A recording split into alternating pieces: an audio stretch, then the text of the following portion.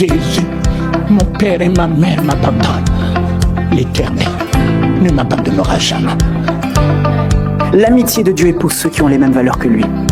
Shalom, peuple de Dieu. Merci d'avoir suivi cette vidéo. N'oubliez pas de vous abonner. Dieu, c'est Dieu seul qui est le donateur de la foi. Amen. Le donateur, puisque la parole de Christ, c'est le Christ lui-même. Et si la foi vient de la parole de Christ, c'est que la foi vient de Christ. Et si la foi vient de Christ, c'est que c'est lui le donateur de la foi. Et il en est le consommateur de la foi. De la foi. Et la prière affermit la foi. La prière te permet de bannir de ton cœur la peur, l'inquiétude, la lamentation. La prière te donne la nature de Dieu. La prière te fait accéder et dominer sur le monde. La prière te donne de l'équilibre. La prière te donne la grandeur. La prière te donne une vision élevée. La prière te donne de l'espérance dans l'assurance de ce Dieu que tu crois qui existe et que tu lui parles comme étant ton Père, ton Sauveur, ton Rédempteur. La prière, elle est l'oxygène, elle est la force de l'âme, de l'esprit, elle est une victoire. L'homme qui prie, communie avec Dieu, reste attaché constamment en lui, avec lui et pour lui. L'homme qui prie accède à des grandes révélations. L'homme qui prie domine le monde. Jésus était un homme de prière, ce qui le caractérisait bien qu'il était dans la plénitude de la divinité, mais tout ça s'entretient. Cette plénitude de la divinité, il faut toujours l'entretenir en restant attaché à ce Dieu, en restant connecté à ce Dieu, en restant force en lui, puissance en lui, en restant joie qu'il est l'Éternel, ton Père.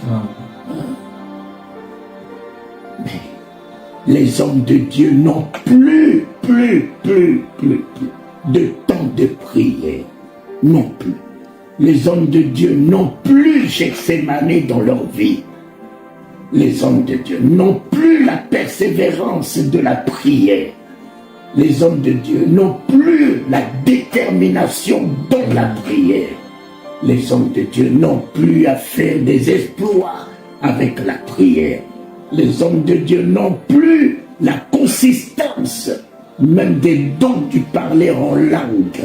Ils n'arrivent pas à la consistance, ils n'arrivent pas à la solidité. Ils restent au niveau du lait, du balbutiement. Mais au niveau du balbutiement, tu ne peux pas réaliser des grands exploits. Il faut que tu arrives à ce que Pilate a dit. Voici l'homme. Voici l'homme, c'est-à-dire, c'est un homme accompli. C'est un homme fait. C'est un homme accompli. C'est un homme totalement fait. Il n'y a pas de déséquilibre en lui. Il n'y a pas de déséquilibre en lui. Voici l'homme. Seigneur. Voilà pourquoi il a dit à Jérémie, ne dis pas que tu es un enfant. Ne dis pas que tu es un petit, je suis un enfant, ne le dis pas. Il me faut un homme. Et quand David devait mourir, il a dit à son fils Salomon, Salomon, mon fils, sois un homme. C'est-à-dire, sois l'homme dans ta vision. Ne sois pas perturbé dans ta vision. Sois l'homme dans le jugement. Que ton oui soit oui. Que ton non soit non. Sois l'homme. Sois l'homme. Sois un homme fait, un homme accompli, un homme sur qui Dieu peut compter, un homme avec qui Dieu peut s'engager, un homme qui ne se plaint pas comme tous ceux qui se sont plaints en disant oui devant nous, nous sommes comme des sauterelles devant les géants. Ceux-là que nous avons rencontrés sont des géants. Nous sommes des sauterelles. Regarde-moi, des hommes qui vont se voir comme des riens devant. Et ils ont monté leur vision des grands devant eux, et ils se sont eux-mêmes réduits devant ces gens-là. Nous sommes comme des sauterelles, des fourmis devant eux. Mais il n'y a que deux personnes qui ne sont pas vues comme tous les autres, qui se sont vus moindres, qui se sont vus médiocres, qui se sont vus impuissants, qui se sont vus battus, qui se sont vus malingres. Il n'y a que deux, Josué et Caleb. Voilà pourquoi Dieu les a engagés à cause de leur vision. Qu'ils soient grands ou qu'ils soient des monstres, nous tenons la parole de Dieu. Nous allons nous emparer du Canaan. Même s'il y a des géants, la parole de Dieu est plus géante que ces hommes. Nous allons nous emparer, comme Dieu l'a dit, du Canaan. La vision. La vision, c'est comme je dis, Jérémie n'était pas consacré à cause d'une école biblique, à cause d'une formation. Jérémie a été consacré à cause de sa vision. Vision. Petit qu'il soit, il a épousé la grande vision de Dieu. Je vois un amandier. Un amandier. Dieu lui a dit, oh Jérémie, tu as bien vu. Tu as bien vu.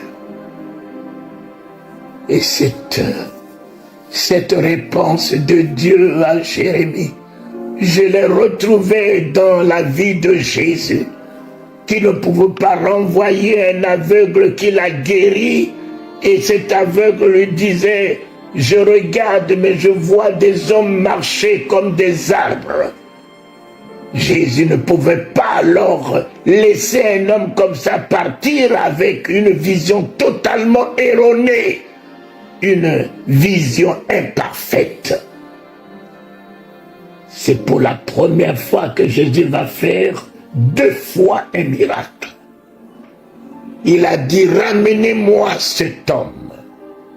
Je ne peux pas l'envoyer sur le champ de l'évangile avec la vision totalement contraire à la bienséance, à la vision de Dieu. Il voit des arbres, des hommes qui marchent comme des arbres. Aucun arbre ne marche.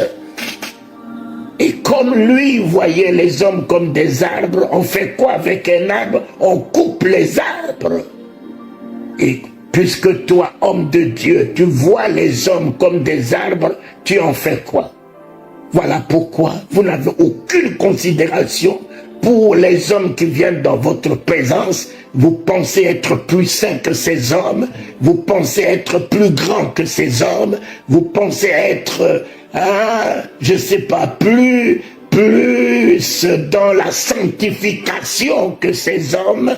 Voilà pourquoi vous les poussez par terre, voilà pourquoi vous leur crachez dessus, voilà pourquoi vous les criblez de condamnations et de jugements, vous les méprisez. Mais le jour où vous verrez l'homme tel qu'il est, comme l'image de Dieu, comme la ressemblance de Dieu, vous n'auriez pas à prendre de risque, même de condamner l'homme, même de juger l'homme, même d'appeler l'homme impudique. même d'appeler l'homme prostitué, un homme prostitué, une femme prostituée. Mais ramenez-moi cet homme. On lui a ramené cet homme. Il a repris le miracle. Oh Dieu, il reprendra tout en moi jusqu'à ce que j'atteigne la perfection. Dieu ne peut pas m'envoyer dans la confusion. Il ne peut pas m'envoyer dans l'illusion. Il ne peut pas m'envoyer vraiment dans la tradition. Il m'enverra dans l'authenticité de sa vision. Il m'enverra sur le champ de l'évangile lorsque j'atteindrai la perfection de sa vision, l'authenticité, la conviction de sa vision, que je ne puisse plus trembler, je ne puisse plus aller dire Seigneur pardonne-moi, j'ai mal compris, j'ai mal vu, je n'ai pas bien saisi la vision. Non, il t'enverra lorsqu'il t'aura fait d'un homme accompli. Amen. Cet aveugle lui dit, il lui pose la question, vois-tu? L'aveugle lui a dit, oui, je regarde et je vois distinctement. Et quand il est arrivé à la vision distincte, et distincte sur quoi? Ses yeux se sont ouverts sur l'identité de Dieu au travers de Jésus. Ses yeux se sont ouverts sur Jésus. Mes yeux, Talingano, se sont ouverts sur Jésus. Voilà pourquoi depuis 71, je ne me suis pas vadouillé, je ne me suis pas vautré dans les dogmes, dans les traditions, dans les credos.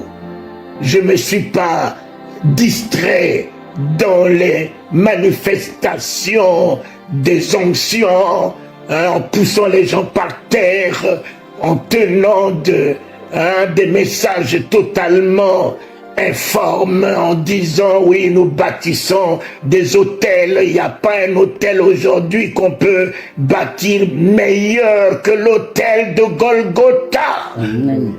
L'hôtel de Golgotha que Dieu lui-même a bâti pour établir son salut, la rédemption du monde. L'autel du sacrifice que Dieu lui-même a offert par son Christ, par son agneau. Il n'y a pas un autre autel qu'un homme peut bâtir dans la vie d'un autre. Détruire les anciens autels. Il fallait Dieu pour détruire l'autel de l'Égypte dans la vie de Moïse.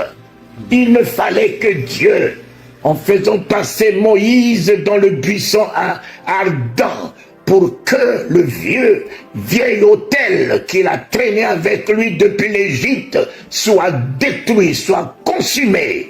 Il ne fallait que lui. Personne ne peut détruire les vieux autels de tes parents, de ceci, de cela dans ta vie. Il n'y a que Dieu seul qui coupe ce qui est ancien, qui rompt ce qui est ancien, en disant les choses anciennes sont démolies, sont passées. Voici, toutes choses deviennent nouvelles. Voilà de tels messages comme ça. Détruire les hôtels, bâtir les hôtels, et même encore à prix d'argent, à prix d'offrande, à prix de ceci, à prix de cela. Nous mettons l'église dans la corruption, mettons l'église dans la fausseté, mettons l'église dans la cupidité, mettons l'église dans l'idolâtrie. Seigneur,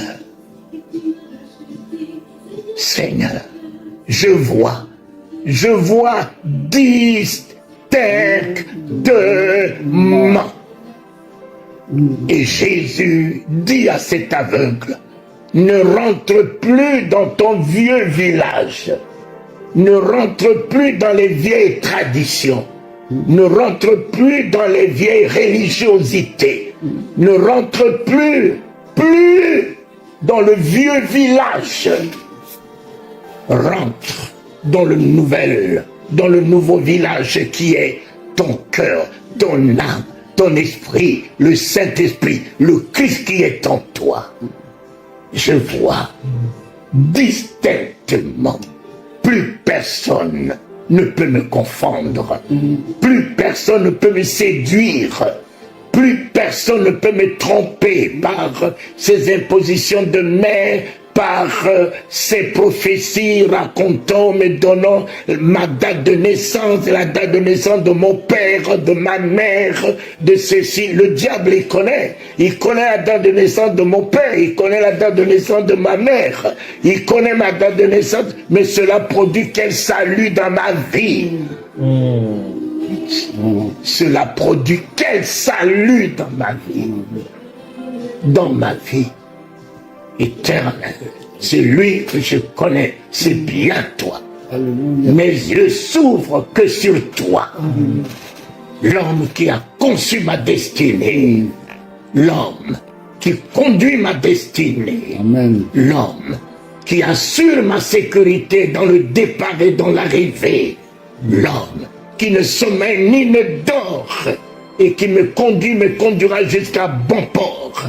L'homme qui est ma victoire à jamais, l'homme qui est la résurrection dans ma vie, l'homme qui est l'ascension au-dessus de tout dans ma vie, l'homme qui m'établit dans le règne afin de me confier son règne dans ce monde en ma qualité de son sacrificateur et de son royaume. L'homme qui est en moi, avec moi, et pour moi, le Christ, par son Esprit Saint. C'est en cela, je vois distinctement l'œil, la lampe du corps. Quand il est en mauvais état, tout le corps est en mauvais état. La seule infirmité que je refuse, c'est la cécité, c'est l'aveuglement. L'aveugle ne sait pas quelle couleur de chemise il porte. L'aveugle ne sait pas quelle couleur de la femme qui est dans ses bras. L'aveugle ne sait pas ce qu'il met dans sa bouche. Même si je suis sourd, je préfère que être aveugle. Seigneur, ouvre nos yeux. Ouvre mes yeux, Seigneur. Comme Élisée disait, ouvre les yeux de Géasi, afin qu'ils puissent voir ceux qui sont avec nous, plus nombreux, plus aguerris que ceux qui sont avec nos ennemis. Ouvre les yeux de mon serviteur, afin qu'il ne craigne rien de ceux-là qui se dressent comme nos ennemis, qui se dressent comme nos détracteurs, qui ne sont tous que des petits souffles et des petits esprits, à côté de ceux qui sont avec nous, et de celui qui est en nous, et de celui qui est avec nous, le Christ, le roi des rois. Tenons la prière, la force de la foi. Tenons la prière en ce temps de la fin et du commencement de l'exploit que Dieu va faire au travers de son Église. Et j'aime bien ce qui est écrit dans le livre de Luc 21 qui vous disent que vos cœurs ne s'apaisantissent point des excès du manger et du boire et par les soucis de la vie, et que ce jour arrive sur vous à l'improviste. Veillez et priez en tout temps, en tout moment, afin d'avoir la force d'échapper à toutes ces choses qui arriveront et de paraître devant le Fils de l'homme. Pas apparaître, mais paraître, c'est un triomphe. Paraître, c'est un triomphe devant le Fils de Dieu. Que vos cœurs ne s'apaisantissent pas par les excès du manger et du boire. et par les soucis de la vie. Si tu peux ajouter un cheveu à ta tête, tu te feras du souci pour ton lendemain. Mais si tu ne peux pas apporter un cheveu à ta tête, alors pourquoi te fais-tu du souci du lendemain, de ce que tu auras à manger demain? Tu ne peux pas apporter un cheveu à ta tête si aucun poisson se soucie de son lendemain, si aucun oiseau ne se soucie de son lendemain, à plus forte raison toi, l'image par excellence de Dieu, la gloire de Dieu, le Fils de Dieu, l'épouse du Seigneur des Seigneurs. Ton Dieu est ton bon berger. Ton Dieu connaît la prairie verte, même si tout s'écoule dans les nations. Même si tout devient aridité, sécheresse dans les nations. Ton berger connaît la prairie verte qui t'est destinée. Amen. Il te conduira dans la prairie verte. Les autres brebis peuvent mourir, mais toi, il te fait reposer auprès des eaux paisibles, les eaux de la guérison, les eaux de la paix, les eaux de la joie, les eaux du triomphe de la victoire. Il te fera reposer ton âme, ton cœur, ton esprit auprès des eaux paisibles. Quelle que soit la longueur de la nuit, auprès des eaux paisibles. Il changera les événements. Il changera les circonstances. Il te donnera la victoire de tous les combats qu'il fera à ton profit. Il t'en donnera la récompense. Il te donnera le couronnement. Il te donnera la louange. Il te donnera l'adoration.